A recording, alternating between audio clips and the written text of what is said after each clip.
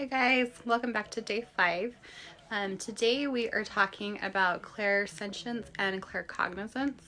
I just barely posted the reveal for the exercise that I shared with you this morning. So if you haven't already seen it, don't look at the comments before you make your intuitive guess, and then you can look at the comments to see what the reveal is. So some of you have already figured this one out after yesterday's exercise, but usually the first intuitive hit that you get is the correct one.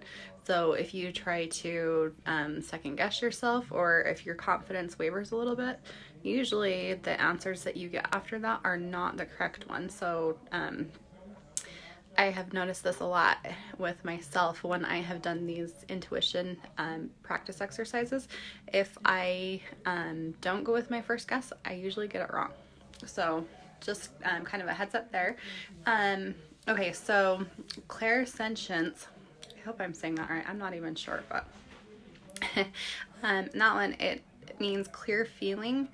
This one I think of as like a gut feeling. For me, when I feel that right here in my solar plexus. Sometimes a little bit lower in my root or sacral chakra areas, but usually in my solar plexus, it's just kind of like that first.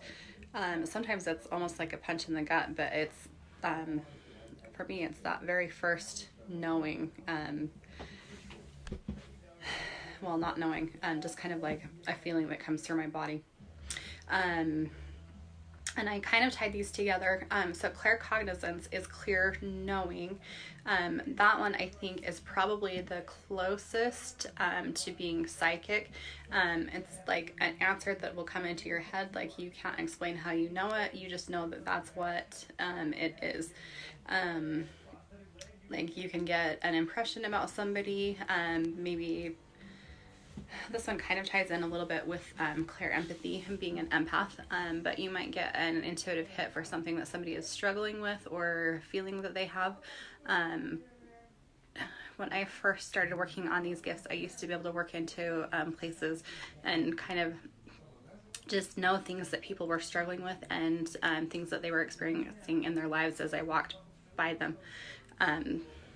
Well, I never asked any of those people if they were really going through it, but it was just something that I started picking up, and it was that was when I started realizing that I was an empath and learning how to shield and protect my energy so that I didn't absorb those things all of the time, because it gets overwhelming when you're picking up other people's thoughts, life experiences, and emotions all of the time. So these two, I feel like they're pretty like they go hand in hand, which is why I wanted to talk about them today.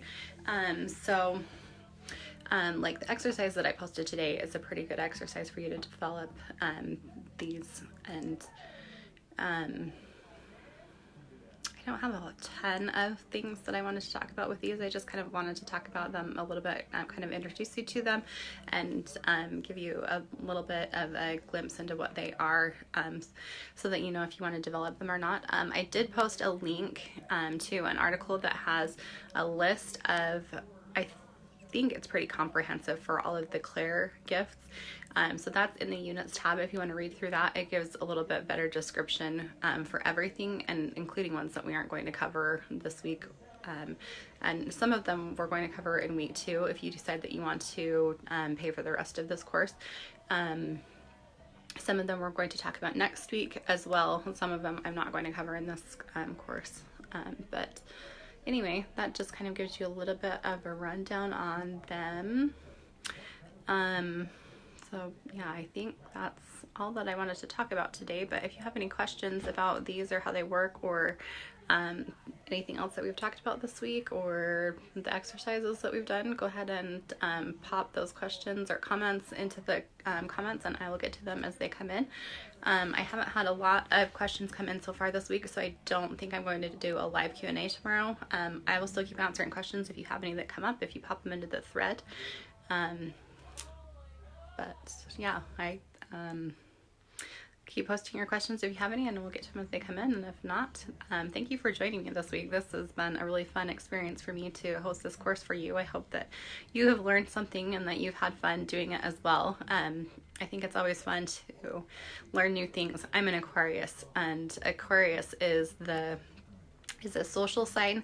They love to learn new things all of the time, but they like to take the information that they learn and change it and then put it back out into the collective for others to learn from, but in a higher way, like to make the information that they have learned better, so that it's more effective or so that it's more helpful to people.